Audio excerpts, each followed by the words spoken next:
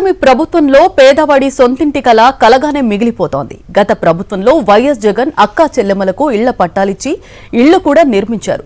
Second phase లో మరిన్ని ఇళ్లు నిర్మించాలనుకున్నారు. అయితే ఇప్పుడు కూటమి ప్రభుత్వం పేదలకు ఇళ్లు నిర్మించడం దేవుడెరుగు. ఆ భూములను అన్యాయంగా లాక్కుని ప్రైవేటు గద్దలకు కట్టబెడుతోంది. కాకినాడ జిల్లా పిఠాపురంలో చంద్రబాబు సర్కారు భూ సంతర్పణపై Sakshi TV ground report. AP deputy CM Pawan Kalyan ప్రాతినిధ్యం వహిస్తున్న పిఠాపురంలో పేదల ఇళ్ల స్థలాలపై పిడుగుపడింది. ఎన్నో ఏళ్లుగా తమ సొంతింటి కోసం కలలుగంటున్న పేదలకు తీరని అన్యాయం చేస్తోంది కూటమి ప్రభుత్వం. ఇది పిఠాపురం రూరల్లోని నరసింగపురం గ్రామంలో గత వైఎస్ఆర్సీపీ ప్రభుత్వం ఇళ్ల స్థలాల కోసం రైతుల నుండి 55 ఎకరాలను కొనుగోలు చేసింది. ఎకరాకు 60 లక్షల చొప్పున మొత్తం 55 ఎకరాలకు 33 కోట్లు చెల్లించింది. పీఠాపురంలో ఉన్న 30 వార్డులతో పాటుగా చుట్టుపక్కల ఉన్న మరో 5 గ్రామాల్లో 5,000 మంది లబ్ధిదారులను గుర్తించి వారికి నర్సింగపురంలో సెంటు చొప్పున స్థలం కేటాయించి రిజిస్ట్రేషన్ చేసిన ఇళ్ల పట్టాలను పంపిణీ చేసింది ఆనాటి వైఎస్ఆర్సీపీ ప్రభుత్వం.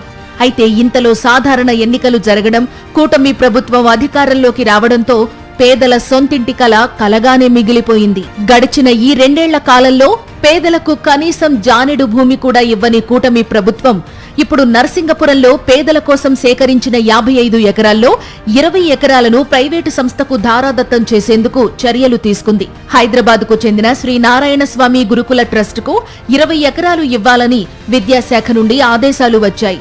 దీంతో శ్రీ నారాయణ స్వామి ట్రస్టుకు 20 ఎకరాల భూమిని కేటాయిస్తున్నట్లు ఇటీవల బదిలీ అయిన మాజీ కలెక్టర్ షాన్ మోహన్ ప్రొసీడింగ్స్ జారీ చేశారు.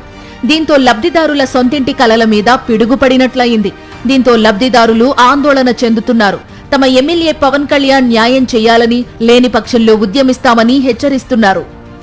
ప్రస్తుతం నేను పిఠాపురం రూరల్ నర్సింగపురం గ్రామంలో ఉన్నాను. ఈ గ్రామంలోనే గత వైఎస్ఆర్సీపీ ప్రభుత్వం పేదల ఇళ్ల స్థలాల కోసం 55 ఎకరాల భూమిని కొనుగోలు చేసింది. ఆ ప్రాంతంలోనే ప్రస్తుతం నేను ఉన్నాను. మనం చూసినట్లయితే సువిశాలమైన ఈ ప్రదేశం అంతా కూడా సారవంతమైన భూమి. ఇక్కడే ప్రభుత్వం పిఠాపురం సంబంధించి 30 వార్డులకి దాదాపు 5,000 మందికి ఇళ్ల స్థలాలు ఇవ్వాలని చెప్పి అప్పటి వైఎస్ఆర్సీపీ ప్రభుత్వం నిర్ణయించుకుంది.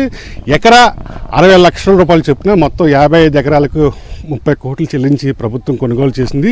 సెకండ్ ఫేజ్లో భాగంగా పేదలందరికీ ఇల్లు పథకంలో భాగంగా ఇక్కడ ఇల్లు నిర్మించాలని చెప్పి ప్రభుత్వం నిర్ణయం తీసుకుంది. ఈలోపై ఎన్నికలు రావడంతో కూటమి ప్రభుత్వం అధికారంలోకి వచ్చింది. ఆ తర్వాత 2 ఏళ్ళైనా సరే ప్రభుత్వం ఇక్కడ ఇళ్ల స్థలాలు ఇచ్చిన లబ్ధాలను గుర్తించి వారికి ఇల్లు కట్టించే విషయంలో పూర్తిగా నిర్లక్ష్యం వహించిన పరిస్థితి అయితే కనిపిస్తుంది.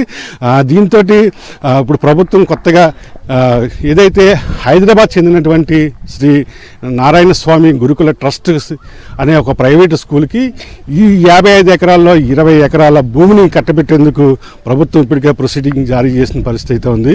మీ స్థలం లాగేసుకుంటుంది ప్రభుత్వం. మీరేమంటారు? నేనేమంటాను బాబు, నాకు ఇల్లు లేదండి. నేను చాలా బాధపడుతున్నా. నా భర్తకి నీరుడు ప్రాబ్లం అండి. మాకు ఇల్లు ఇస్తాక ఎవరు కూడా ఇష్టపడతలేదండి. జగన్ గారు వచ్చాక పట్టా ఇచ్చారండి, ఇల్లుని చూపించారండి. జగన్ బాబు వస్తే నేను పాకో పందిరి చేసి నాది అన్న హక్కులో నేను ఉందినండి. ఇప్పుడు లేదండి. ఇప్పటికైనా సరే దయచేసి ఇల్లు నీళ్ళ మొర ఆలకించి మాకు నీడ కల్పించమని. జగన్ బాబు గారు ఉండగా మాకు ఇది ఇచ్చారండి, ఆయన దిగేశారండి, బాబు ఎక్కారండి, మీకు ఏ లోటు లేదు, మీకు ఇస్తాము, మీ ఇంట్లో మీకు ఎడతాము అన్నారండి. మేము ఏ ఊరు వెళ్ళినా పిఠాపురం తాగలదంటే జగన్ గారు పవన్ కళ్యాణ్ కదమ్మా దత్తం చేసుకున్నాడు పిఠాపురం అంటున్నారండి.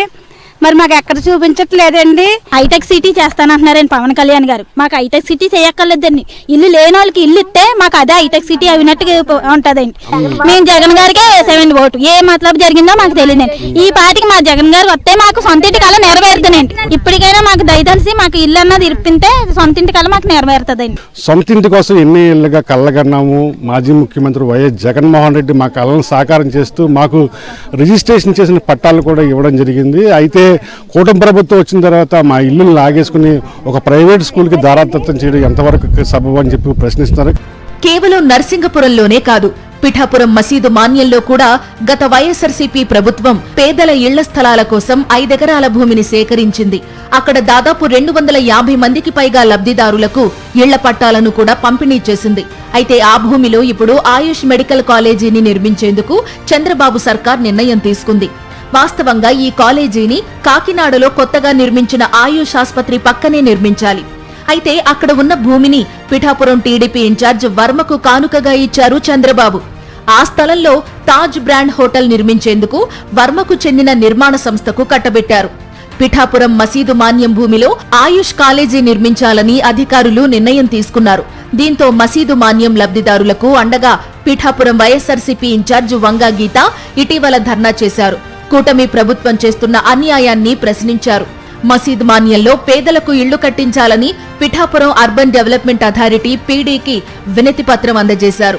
ఇప్పుడు నర్సింగపురం లబ్ధిదారులకు అండగా వంగా గీత మరో ఉద్యమానికి సిద్ధమవుతున్నారు. కలెక్టర్ హరేందర్ ప్రసాద్ ను కలిసి నర్సింగపురం భూముల్లో పేదలకు ఇళ్లు కట్టించాలని వినతి పత్రం అందజేశారు.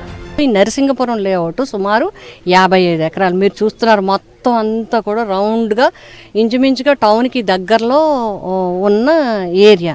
ఈ భూమిని సెలెక్ట్ చేసి ఇక్కడ 55 ఎకరాలు ఎక్విజేషన్ చేశారు. అంటే ఇంచుమించుగా ఈ ఒక్క భూమి 33 నుంచి 35 కోట్ల రూపాయలు విలువైన భూమి ఉంటుంది. దీన్ని ఫిల్లింగ్ చేయడానికి ప్రాసెస్ నడుస్తుంది. ఈ లోపల ఎలక్షన్స్ వచ్చి అయిపోయాయి. వచ్చిన గవర్నమెంట్ వీళ్ళ నెత్తి మీద పెద్ద పిడుగేశారు పిఠాపురంలో.